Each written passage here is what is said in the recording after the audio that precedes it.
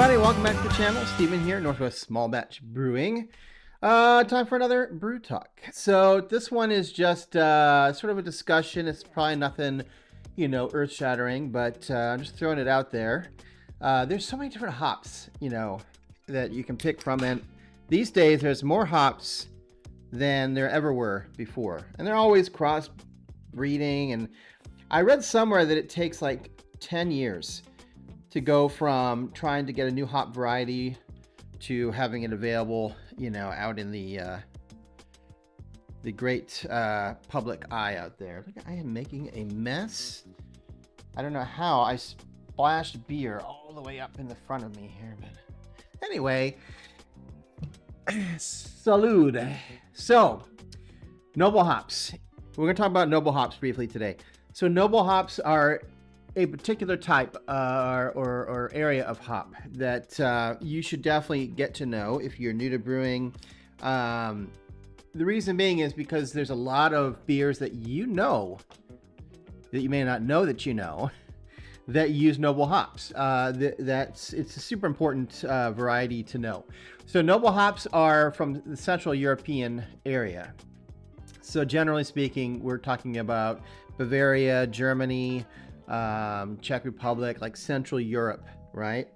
And you will find many of our American lagers are made with noble hops because a lot of maybe all of our original American lagers come from companies or people that came here from Germany, and so that's their background.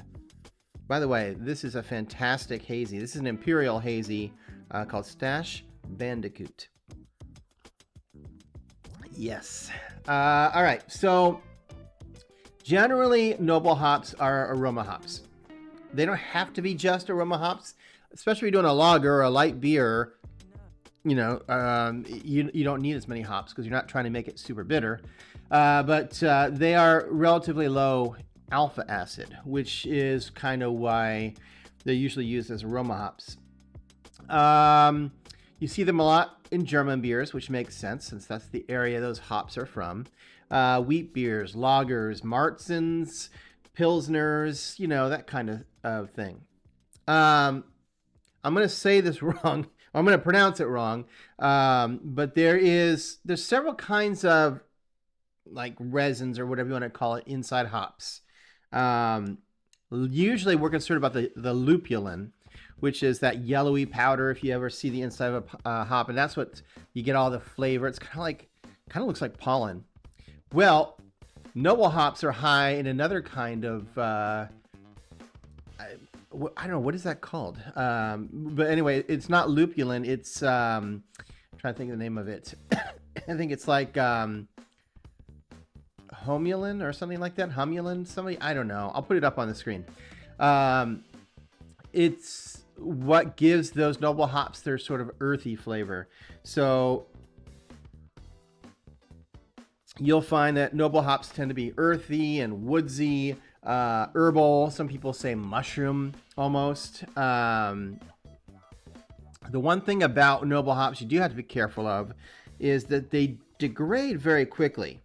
In other words, I don't recommend that you stock up on noble hops and then freeze them and use them throughout the year or something like that. They really don't hold up that well. It's better, in my opinion, to try to get fresh noble hops as you need to use them, as opposed to trying to like stock up and save them. So let's talk about the different kinds. There's not many, right? There's basically 4 noble hops. So that makes it pretty easy, right? There's not a ton to remember, right? Let's start with Tettnanger. And by the way, I may pronounce these wrong or differently than someone else. I was thinking the other day, I heard someone the other day say, well, I pronounce it diacetyl, which has nothing to do with hops. It's just it's an off flavor. I'm not going to get into that, but I've always called it diacetyl. That's how I see it on the page. It looks that way. I've heard other people say it.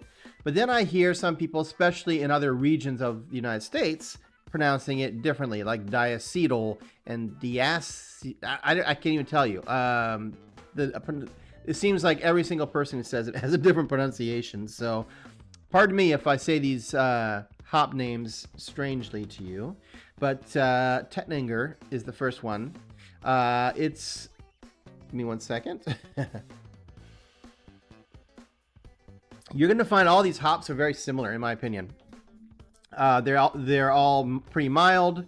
They have a spiciness, but not like a heat spicy, more like a rye spicy. You know, like yeah, like sort of like a baking spice spicy. They can be floral. They're very similar to Fuggles, if you've ever used Fuggles. Those are a good hop to substitute if you can't get Tettnanger. Yeah, and so that's the first one. The second one is Saaz. Now, I'll tell you, of all the noble hops, Saaz is my favorite. I really like Saaz hops. I love Czech beers to begin with, and I just gave it away right there. So Saaz is actually the one noble hop that's from the Czech Republic, and it's not from Germany. Although, I mean, they're neighbors. But, again, mild, earthy, spicy. It's the same flavor profile. But I don't know. I'm just a big fan of Saaz hops. And I love Czech beer. So that might be on my list this year to make another Czech-style beer. Spalt. I don't think I've used Spalt, but it's pretty rare. I don't know why, but it just doesn't pop up on my radar. It's German, like the other, like Tettnanger. It's mild, it's spicy. As I said, they all sort of have the same flavor aroma profiles. But for some reason, I just never use Spalt. All right, the fourth noble hop is Hallertau. Some people pronounce it Hallertau. Whatever, you know. Somebody who's German, well, I guess you can't tell me how to pronounce it because you'd have to send me a video with you saying it.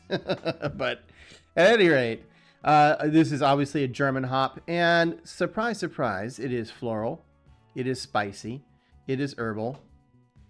Yeah, so same thing, but I would say out of all of them, I think Hallertau and Saaz are the most common, I feel like. Tettnanger is pretty close, but again, Spalt is just not one you see too often. You can substitute Liberty hops for Hallertau, Hausbringer. Well, I can't pronounce that one, but there's something like that. Sounds like that. You know what? I'll put it up on the screen. It's gonna be my new thing. I can't pronounce it. I'll put it on the screen. Mount Hood hops, which is in my neck of the woods, are similar. So all those work, although keep in mind those substitutes like the Mount Hood hops are American hops. Those are not noble hops. They may be close, but they cannot be considered noble hops because they're not from that part of the country or that part of the world. So we know that Fuggles is a good substitute. East Kent Goldings. What else? Willamette. That's how you pronounce it. I can tell you that. Of all the stuff I've said today, I can promise you Willamette is the way you pronounce Willamette because I literally live 20 minutes from the river. So, sorry. But I hear that one mispronounced a lot. And you know what? I don't blame anybody because if I didn't come from this part of the country, I would probably not pronounce it correctly either. So, just like the state I'm in is Oregon. It's not Oregon. There's no gon. It's Oregon. It's all nice and smooth. Anyway, I'm digressing. Hersbrucker is another alternative. But again, a lot of these are not noble hops. They're not noble hops, but they are American hops. So it depends how much of a stickler you are as to whether you want to substitute something that's not really noble. Anyway, I'm out of time. I thought that was interesting just to go over those. I'll be back in a week with another video. And until then, thanks for stopping by. Happy brewing.